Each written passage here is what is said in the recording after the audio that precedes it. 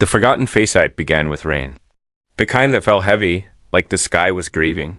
Sundar stood by the window of a tall office tower in San Francisco, watching it blur the city skyline. His assistant had just canceled yet another appointment. Something about a delayed flight? He didn't mind. It gave him 5 quiet minutes, which he rarely got anymore. He sipped tea. It was lukewarm. The city buzzed far below, distant and muffled, like a world he once knew, but no longer belonged to. Being CEO came with pressure. It came with silence. And often it came with loneliness. But that day, something strange happened. While scrolling through his inbox, a random email subject caught his eye. It wasn't a business pitch, not a conference invitation. Just a name. Anita Das. He froze. Anita. She had been his secretary during his early days at Google. Before the fame, before the interviews, before the boardrooms and billion-dollar talks. Back then, she was the calm in the chaos. Always on time. Always kind. Always smiling. Even when deadlines crushed everyone else. And then one day, she was gone. Sundar remembered asking about her. They told him she had resigned. Family issues, someone said. Moving cities, said another. But no one really knew. And in the swirl of rising responsibility, he had let it go. Now, years later, her name returned. But the email was blank. No message, no attachments. Just her name and a timestamp. 3:02 a.m. He read it again. Check the sender. It was a free email domain. No photo, no signature. His heart beat faster than it should. Why now? He tried replying. The email bounced. Later that night. Curiosity turned to concern. He asked his executive assistant to run a quiet search just to check where Anita was now. He didn't expect much. Maybe a profile on LinkedIn. Maybe married, kids, living somewhere quiet. But what came back the next day shocked him. Double quote, sir. This might be a mistake, the assistant said carefully, sliding the tablet across the desk. But we found this. It was a photo.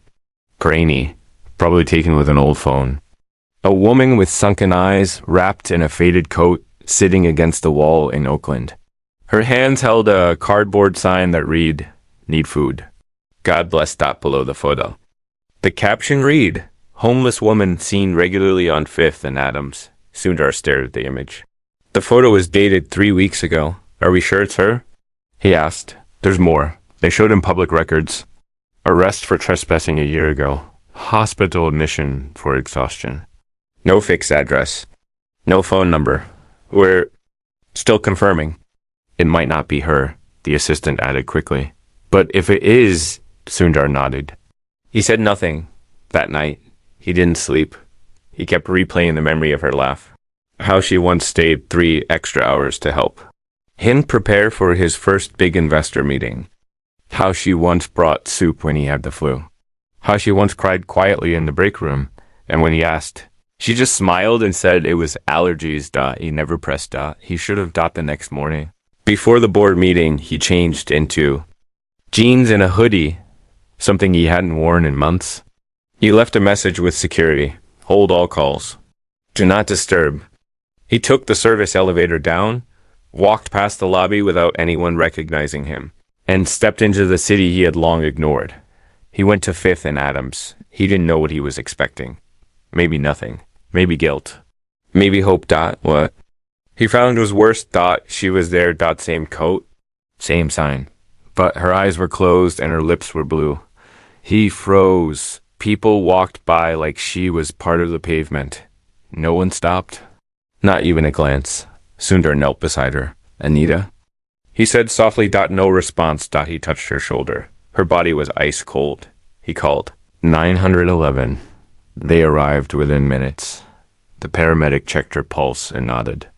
Barely responsive. She needs warmth and fluids. They lifted her gently into the ambulance. The paramedic looked at Sundar. Are you family? He hesitated. I am her friend. They let him ride along. In the hospital. They said she was suffering from hypothermia and dehydration. She's lucky you found her? Doctor said. He sat beside her bed as machines beeped around them. Her face was thinner, her hair grayer, but It was her, Anita, the woman who once believed in him when few others did. His phone buzzed. The board was waiting. He turned it off. An hour passed. 2. Then her eyes opened. Slowly. She saw him. And whispered one word. Why? The woman who vanished at the hospital room was dim, quiet except for the low hum of machines and the occasional shuffle of nurses in the hallway. Outside, the rain had stopped, but the sky remained dull as if mourning something unseen. Sundar sat in the chair by her bedside, leaning forward with his elbows on his knees. He hadn't moved in over an hour. His phone remained off, his calendar full of meetings untouched. He didn't care. Anita lay still under a thin hospital blanket. Her breathing shallow but stable. Her lips were cracked. Her skin was pale. The proud woman he had once known, the one who kept his schedule tighter than a drum, and his nerves steady before every major pitch, now looked like a ghost of herself. Thin, fragile, hollow-eyed. And yet she had recognized him. Why? She had whispered. Just that one word. Not loud, not accusing, not even fully formed. But it carried so much weight that Sundar felt it settle on his shoulders like stone. He leaned closer, trying to see if she was still conscious. Anita. It's me. It's Sundar. You're safe. You're in a hospital. They're taking care of you. Her eyes flickered, slowly opening again. Her gaze was glassy, confused, but present. She looked at him like someone waking from a long nightmare. Unsure whether the morning was real, he gently touched her wrist, careful not to startle her. Do you remember what happened? She blinked slowly. Tried to sit up, failed. Then, through cracked lips, she said, I didn't know where else to go. Sundar felt something tighten in his chest. He wasn't the type to cry easily. Not in boardrooms, not at family funerals, not even when his son had once asked, why do you work so much? But in that moment, watching Anita struggle to form words, he felt something deeper than sadness. It was guilt, sharp, cold, familiar. He had thought of her from time to time over the years. Little flashes, during a rare moment of quiet. During a memory that snuck in between conference calls. But he had never followed up, never searched, never wondered deeply enough. Life had pulled him forward like a riptide, and he had let it take him. He had assumed she was fine. People like her, smart, capable, sharp, they didn't just disappear, right? But she had and now she was here in front of him, barely able to speak. Do you remember sending the email? He asked quietly, her eyes closed. She gave a tiny nod. Why didn't you say anything more? Silence. Then. I didn't want you to see me like that. He looked down at his hands. They were shaking slightly. He clasped them together, tried to steady himself. I'm so sorry, Anita. I should have checked in. I should have asked questions. Her laugh was dry. Not cruel, but distant. Like it belonged to a different version of herself. It wasn't your job to save me, Sundar. He disagreed with every word of that, but he didn't say it. Not yet. The nurse came in then, adjusting her fore. She gave Sundar a curious glance. She probably didn't recognize him, or if she did, she didn't say anything. She simply smiled politely and left them alone. When they were alone again, Sundar asked, what happened? This time, she answered. The words came slowly, like she was pulling them up from the bottom of a deep well. After my mother died, I lost my footing. I had no one left. My brother was gone. And the house we grew up in, foreclosure took it. I tried to keep working, but I was drowning in medical bills from her cancer treatments. I couldn't focus. Made mistakes. Small ones. At first, then bigger. I could tell people were getting frustrated. She paused, looked at the ceiling. So I left. I thought I'd regroup. Move in with a friend in San Jose. But 2 months later, she moved across the country. I couldn't pay rent. Ended up couch surfing. Then the money ran out, and that's when everything collapsed. Her voice cracked then, but she didn't cry. She seemed past tears. Too tired for them. I cleaned hotel rooms for a while, worked night shifts at gas stations. But I was always a step away from losing everything. And then I did. I started sleeping in shelters. They weren't safe. One night, I got mugged outside one. After that, I stopped trusting people. Sundar sat silently, absorbing every word. Her story wasn't unique.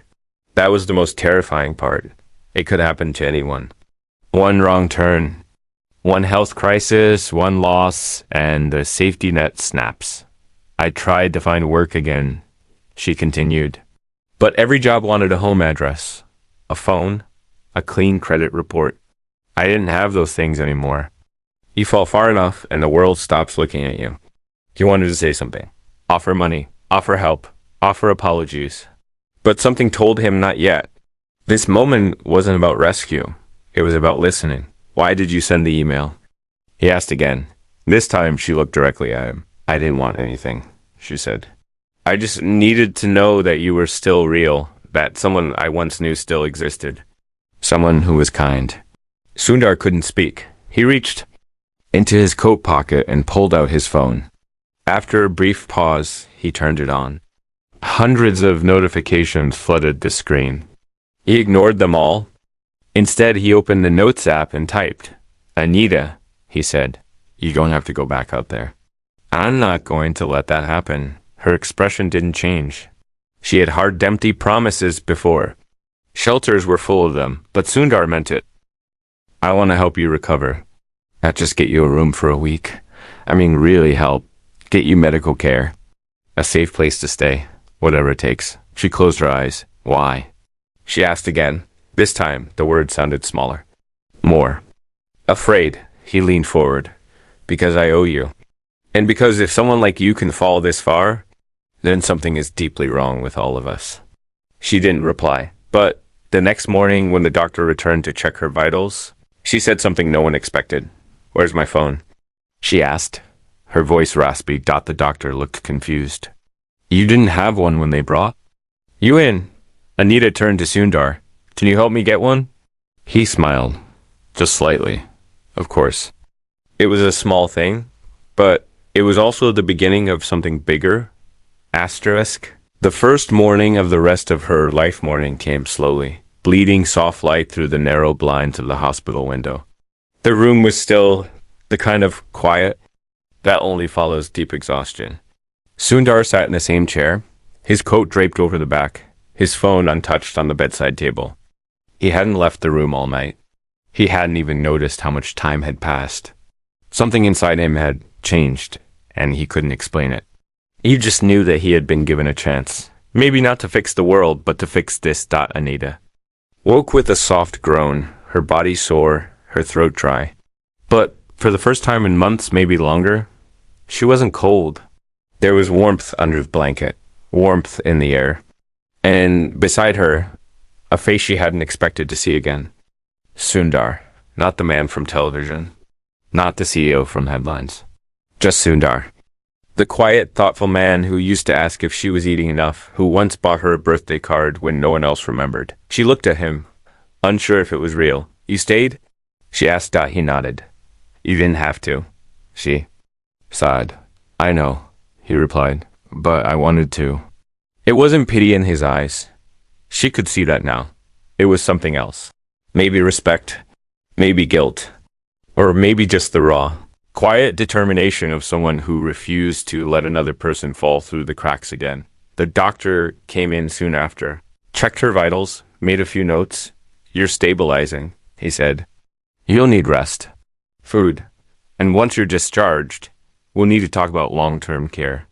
Sundar stood. I'll cover all her medical expenses. Just tell me what she needs. Anita flinched. You don't need to do that, she said quickly. I'll figure something out. He turned to her gently. Let me do this. She hesitated. There was pride in her. Old pride. The kind that had kept her alive on the streets. The kind that kept her from begging, but it was tired now. And something in Sundar's voice made her want to believe. Okay, she whispered. But no charity. He smiled. Deal. For the next 3 days, she stayed in the hospital. Sundar visited each day.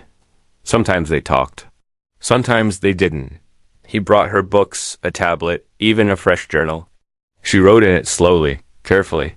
She hadn't written anything in a long time, not since her mother died. Her handwriting was shakier now, but it was still hers. On the fourth morning, she was discharged. They gave her clean clothes. Nothing fancy, just a soft sweater, jeans, and new shoes. She looked in the mirror and didn't recognize herself. Not because she looked beautiful, but because she looked alive. Outside, a car was waiting. Not a limousine. Not a flashy ride. Just a simple black sedan, clean and quiet. Sundar opened the door for her. She stepped in slowly, unsure what to expect. Where are we going? She asked. Somewhere safe. They drove for over an hour, past the city, past traffic, into the hills beyond Palo Alto. Trees lined the roads. Birds sang above them. She watched it all in silence, her fingers gripping the seat. Finally, they pulled into a narrow driveway. At the end stood a small guest house beside a larger home. Modern, open, wrapped in windows and stone. The guest house was simple, but beautiful. Surrounded by nature, secluded, peaceful. She stared. This is yours? She asked. He shook his head. This is yours, he said. She laughed. The sound caught between disbelief and shock. What are you talking about? I had it built a few years ago, he said. Was going to use it for visiting family. But right now, I think you need it more than I do. Sundar, she whispered, I can't live here. Why not? Because it's too much. It's just enough. He wasn't trying to impress her. There was no grand gesture, no cameras, no press release. It wasn't about saving face. It was about restoring dignity. Slowly, quietly, with care. Inside the guest house, everything was ready. A stocked kitchen, a bed with fresh sheets, a desk, bookshelves, even a framed print on the wall, a quiet landscape of the ocean. You'll have everything you need here, he said, and once you're ready, we'll talk about next steps. Next steps? She asked. When you're strong enough, I want you to come back to work. Not as a secretary, as something more. What does that mean? We'll figure it out together. Anita sat down slowly on the edge of the bed. She was still weak, still unsure.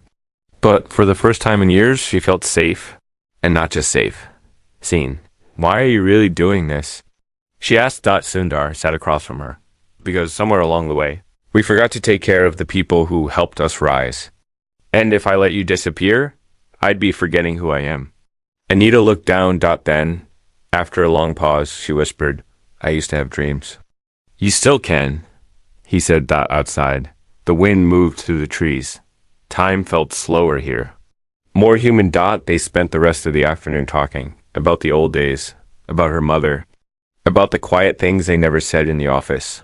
Sundar told her stories about how nervous he used to be before presentations, how she was the only one who knew, and how her calm steadiness got him through them. You made me look stronger than I was, he said. She smiled, just a little. You were always strong, she replied. You just forgot. That night, Sundar returned to the city. He left quietly, letting her settle in alone. He didn't want to overwhelm her, but he promised to return. And he did. Every day. Sometimes for 5 minutes. Sometimes for an hour. Slowly, she began to recover. She started reading again. She began writing. And one day, she asked him if she could help with something small. Organize a file, proof a document. It wasn't about the work. It was about remembering her own value. He said yes. And when she handed him the file, perfectly sorted, he looked at her and said, You haven't lost your touch. She looked at him carefully. I think I just forgot how much I had to offer. He nodded. That makes two of us. But just as things began to feel stable, just as she started to believe that this second chance might actually last, a letter arrived. It was addressed to her. No. Return address. She opened it slowly. Read it once. Then again. Her hands trembled. Sundar watched her carefully. What is it? He asked. She looked up. And for the first time since they reunited, there was fear in her eyes. Someone knows where I am. Asterisk shadows from yesterday. Anita held the letter in both hands, her fingers trembling ever so slightly. Her eyes stayed locked. on the page, but Sundar could see her face had drained of color. Whatever was written there, it had pierced deeper than any wound she had revealed so far. Deeper than the homelessness, the hospital stay, the cold nights under bridges. This was something older. Something buried. He stepped closer, carefully, slowly, like approaching a wild animal just before it bolts. "Anita," he said softly. "What's wrong?" She didn't look at him, didn't blink. She read the letter again. Her lips moved silently, tracing the words as if trying to confirm they were real. Then, finally, she lowered the paper and handed it to him. He took it gently and began to read. The handwriting was neat, precise, too controlled. No return address. Just a single sheet of paper, handwritten in black ink. "I know where you are. I haven't forgotten what you did. You left when you should have stayed. This doesn't disappear just because you vanished. You owe more than silence. I'm coming to find you." That was it. No name. No date. Just that. A message filled with quiet menace. Sundar looked up. Who sent this? Anita shook her head slowly, as if unsure whether to say it out loud. Then she stood, walked to the window, and crossed her arms tightly over her chest.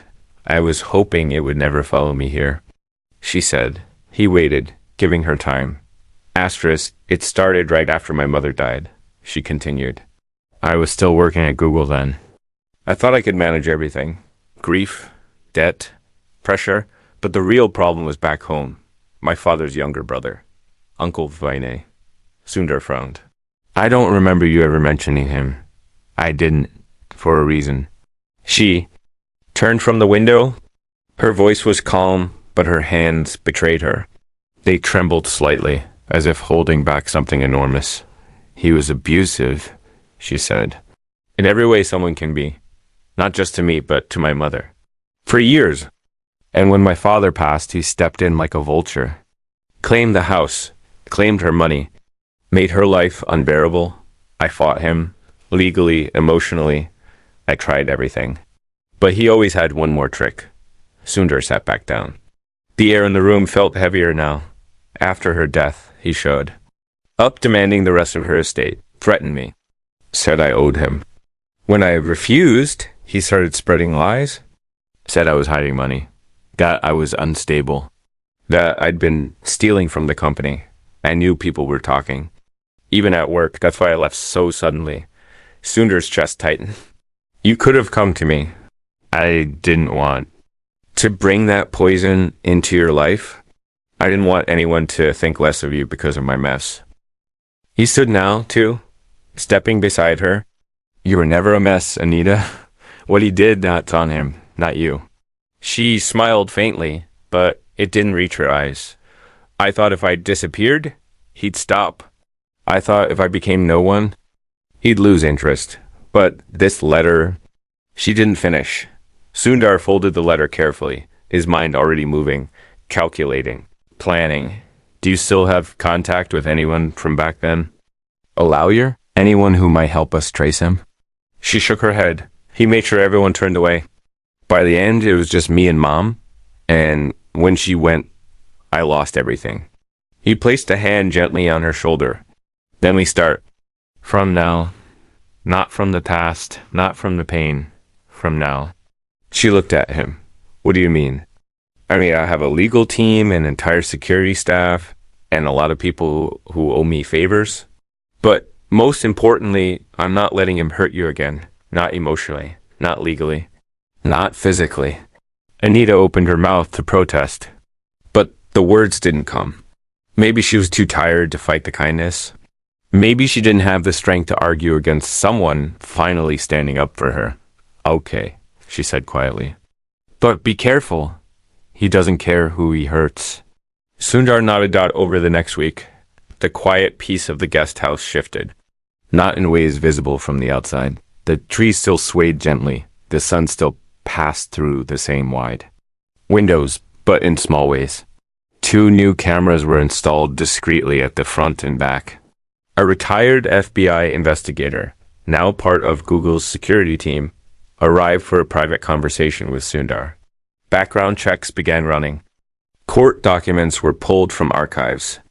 And Sundar made a call to someone he trusted deeply, someone who once owed him a favor from the earliest Google X days. I need to find a man named Vinay Das, he said into the phone, quietly, and I need to know everything. On the third day, results began to appear. Vinay had a long trail, not criminal, not formally, but shady. 2 bankrupt businesses, 5 civil lawsuits, unpaid taxes, restraining orders in 2 counties, and a long history of disappearing just when things got too close. He's a manipulator, the investigator said. Smooth talker, knows how to play the system, but he's sloppy. Ego gets in the way. Sundar looked at the screen, a blurry photo of the man. Then he glanced out the window toward the guest house. Then let's make it his weakness. Meanwhile, Anita began. Slowly reclaiming parts of herself she thought were gone. She started waking up earlier, cooking small meals, reading in the garden. She even began sketching again, something she hadn't done since college. Her hands were still unsure, but the lines were returning. One morning, she found a new journal. On her porch with a note in a familiar handwriting, what you survived didn't destroy you. It only made your story harder to ignore. When you're ready, tell ... no signature ... but she smiled. Then, one evening just before dusk, a knock came at the front gate ... no one ever came here. Anita froze. Sundar was in the city ... the knock came. Again, she walked carefully to the small video monitor beside the door ... a man stood there, medium height, thinning hair, sharp suit that didn't fit well. A face too smooth to trust. Her breath caught ... it was him ... She backed away from the door. He leaned into the intercom. Anita, he said smoothly, I know you're in there. Come out, let's talk. Her hands shook ... then. A voice behind her. Step away from the door. She turned ... it was Sundar. He had arrived silently, earlier than planned. He stepped forward, eyes locked on the monitor. Is that him? She nodded ... double quotes, then let me take care of it. He picked up the phone, but before he could dial, Vinay said something. That stopped both of them cold. Anita, if you don't come out now, I'll tell the world what you did. Asterisk, the lie that almost ruined her there inside the guest house had gone still. Even the birds outside had gone quiet, as if the trees themselves were listening. Sundar stood tall beside the monitor, one hand on the phone, the other clenched tightly. At his side, across the screen, Vinay's face lingered in a half smile, the kind that didn't reach the eyes, a smile of control, of calculation. Anita stood frozen behind him, her breath shallow. She had been afraid this day would come. Not just the knock at the door, not just the confrontation, but this specific moment. The moment when her past would twist into the present, threatening not only her safety, but her truth. What does? You mean? Sundar asked, his voice steady but lower than usual. What is he talking about? Anita didn't answer right away. Her hands clutched the frame of the kitchen counter, knuckles white. A storm was building behind her eyes. Not panic, but something deeper. Shame, fear, memory. She closed her eyes briefly, and when she opened them, her voice came, soft and hollow. He thinks he owns the truth, she said. But what he has is a lie. A lie about what? She looked at Sundar. Her voice cracked when she spoke next. He's going to accuse me of embezzling from my mother's estate. The words hung in the air, heavier than either of them expected. He did it once before, she continued, years ago. After she died, he claimed I'd hidden money, forged signatures, manipulated her will. He went to the family court, filed a motion, but it was thrown out, no evidence. He never had any, because it wasn't true. Sundar stepped closer. Why didn't you tell anyone back then? Because the accusation alone was enough to destroy me. She walked slowly toward the living room, arms wrapped tightly around herself. My mother had a small insurance payout, she said. Not much, but it was enough to pay off the debts she left behind. Vinay wanted it. When I refused, he lost it. Said if he couldn't get the money, he'd take my reputation. And he did. I didn't lose my job at Google because I made mistakes. I left because people started whispering. HR started asking questions. I saw how they looked at me, and I couldn't prove I was innocent, not without dragging her memory through court. Sundar listened carefully, every word sinking into him like water into dry soil. He'll say it again, she added. He'll file a new claim, maybe try to leak it to the press. And once that happens, people won't care what's true. Sundar didn't speak for a long moment. Then he stepped over to the monitor, pressed a button, and spoke directly into the intercom. Leave this property. Now. You're trespassing. Binay tilted his head, eyes narrowing. And who are you? Our new bodyguard? I'm someone who doesn't take kindly to threats, especially against people I care about. Binay laughed. Careful. You don't know the whole story. Sundar didn't blink. I don't need to. But I know how to expose liars. We'll see about that, Binay said, and turned to walk away. They watched as he disappeared down the long driveway. Silence followed, longer than the one before. Sundar stepped away from the screen and turned to Anita, who stood still, arms crossed tightly. He's bluffing, Sundar said. He wants to scare you into silence. Anita shook her head. He might have forged documents. He's done it. Before. If he gets someone to believe it, then we fight it. Together, with lawyers, with truth. She looked at him with eyes full of something that had no name, a mixture of hope and terror. She had trusted people before. She had been let down. But Sundar wasn't letting go. She could see it now. He wasn't helping her out of pity. He was standing beside her out of principle. I don't want to bring you into this mess, she said quietly. Too late, he replied.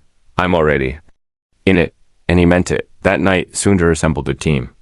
Not from the usual corporate offices, but from people he had met over the years who believed in something more than profit.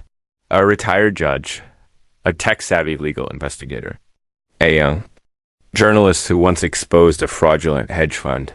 Together, they began reviewing every detail of Anita's case, from the court records Vinay had once filed to the estate papers her mother had left behind. What they found was astonishing. For years, Vinay had been filing small, petty claims across state lines, targeting vulnerable family members. Always women, always those without legal resources. He would accuse them of financial fraud, demand settlements, and then vanish when the cases were dropped. It was a long game of intimidation, quiet extortion. He's done this before, the investigator said. And now he thinks he's found his biggest payday. Not this time, Sundar said. Meanwhile, Anita was growing stronger. Something inside her had changed since that knock on the door. The fear was still there, but so was a fire. She began writing her story. Not just the recent parts, but everything. The night spent in shelters. The people she met. The cold facts of falling through the cracks of a system that didn't care. She wrote to remember. She wrote to take control. And most of all, she wrote to stop hiding. On a quiet afternoon, she handed Sundar her journal. I want people to know what really happened, she said. Not just to me, but to everyone like me.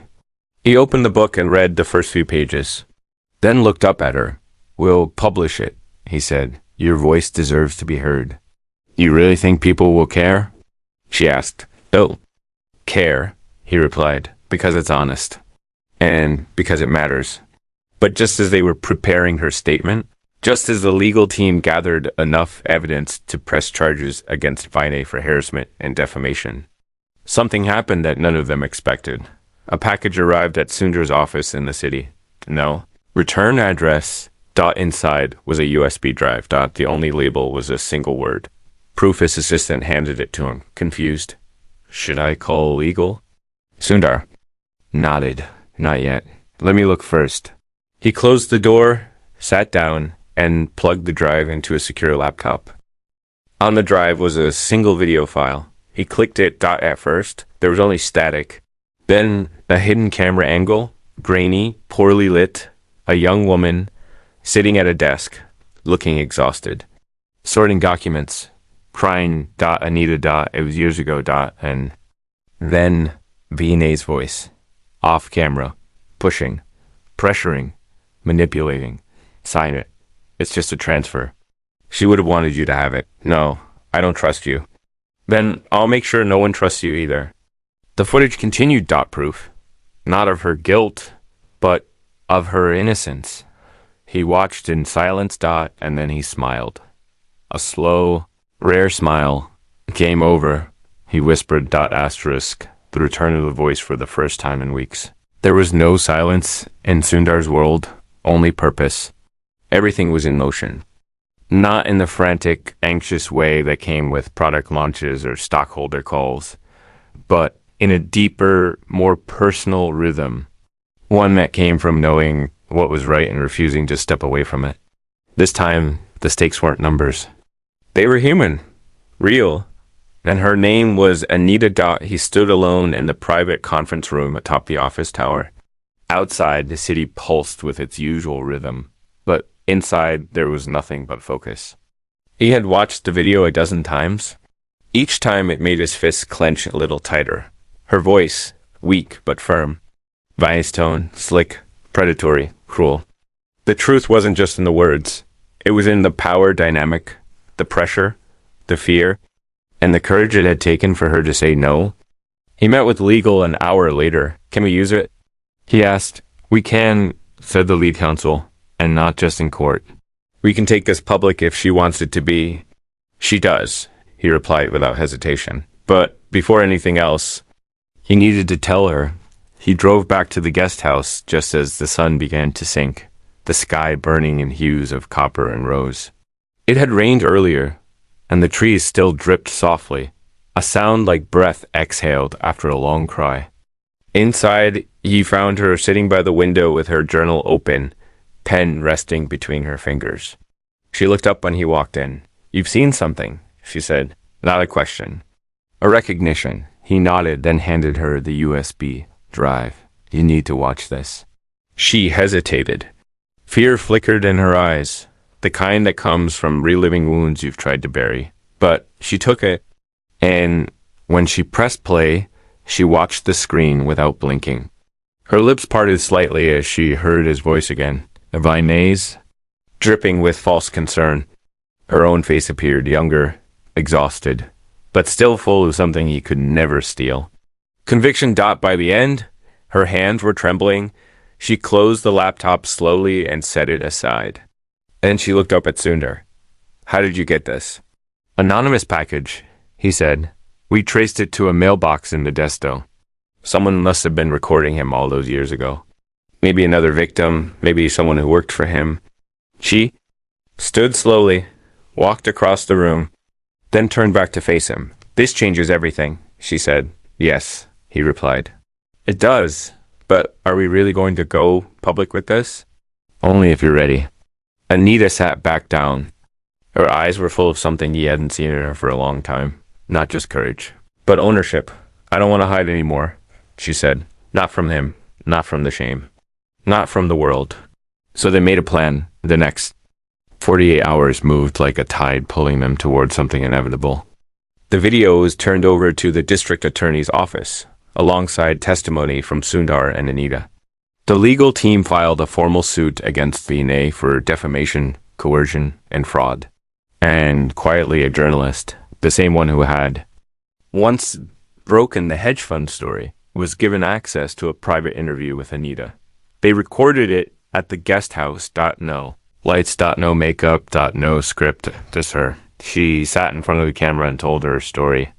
From the beginning, the years of control, the slow unraveling, the nights spent under bridges, the hospitals, the shelters, and then the hand that pulled her back. Not just Sundar, but her own hand, reaching out through darkness. I thought, the world had forgotten me, she said softly. But it was me who had forgotten myself. The video was uploaded to a small, independent platform. By morning, it had 100,000 views. By noon, it passed 1 million. People wrote in from across the country. Survivors, single mothers, former secretaries, CEOs, teenagers, all of Them saying the same thing. Thank you for speaking. Dot. The media picked it up next. Not for the scandal, but for the strength. Dot. And then came the unexpected moment. Vinay himself was arrested. Dot. Not by force. Not night. Dot. But in broad daylight as he exited a hotel lobby in Fremont. The footage showed him blinking into the sun, confused, caught off guard. Handcuffs clicked around his wrists. He didn't resist. Maybe he knew the game was up. Maybe. He'd always known it would end like this. The story flooded headlines for days. Not just about Vinay, but about the broken system, the missed warning signs. The people like Anita who had been lost in the shuffle of policy and prejudice. But Anita didn't celebrate. She didn't gloat. She didn't post. Instead, she went quiet for a week. Not because she was afraid, but because she was healing. Sundar gave her space. Then, one morning she called him. Can you come by? He arrived 10 minutes later. She was outside in the garden, sitting at the table with 2 mugs of tea. I've decided, she said. I want to start something. A foundation. Something small at first. For women like me. Women who fall through the cracks. He smiled. I know just the people who can help you build it. Not under your name, she added. Under mine. Of course. She looked out at the trees. You know what saved me? She asked. Not the house. Not the money. Not even the exposure. What, then? Being seen. Really seen. Not as a problem to be fixed, but as a person who still mattered. He nodded slowly. We don't do that enough in this world. Then let's change that. And they did. The foundation launched 3 months later. Anita stood on stage, her voice strong, her story unflinching. Sundar sat in the front row. And when she finished her speech, the room stood to applaud. But she didn't cry, because this time she wasn't broken. She wasn't hiding. She was leading. And for the first time in a long time, the world didn't just listen. It followed. Asterisk.